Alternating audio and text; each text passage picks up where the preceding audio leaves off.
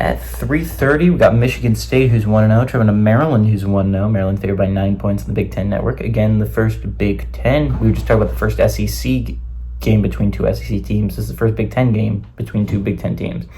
Aiden Chillis went 10-24 last week, threw for 114 yards, 0 touchdowns, 2 interceptions. K-Ron Lynch-Adams had 9 carries for 101 yards and a touchdown, and Michael Masunas had 2 catches for 29 yards.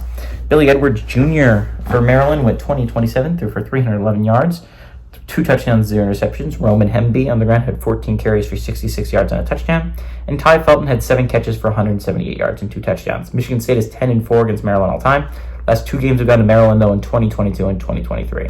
Michigan State is 2-0 in one-possession football games. So what I think was going to be really interesting about this game is Maryland good?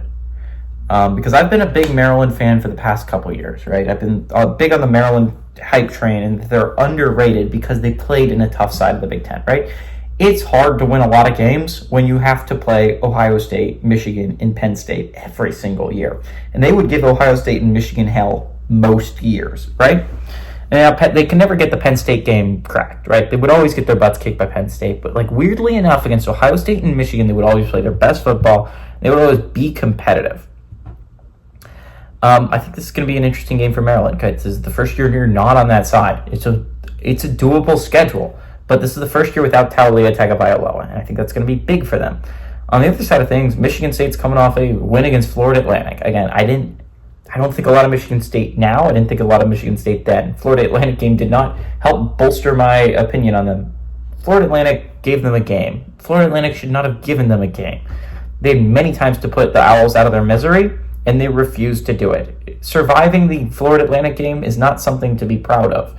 Michigan State, that is a game you should have won handily, and you didn't. It came close. It came really close. So I like Maryland here. I like Maryland a lot. I think Maryland is a team that, again, if Billy Edwards Jr. does what he did last week, this week, if he just keeps building, if he keeps improving, this is a Maryland team that I think can legitimately, as a dark horse, and can compete, not for a playoff spot, but like an 8-9 win season, I think is very doable for this Maryland team. This is a good Maryland team. I love Mike Locksley as a head coach. I think he's an extremely good and underrated head coach in the Big Ten. I like Maryland to win and cover at home.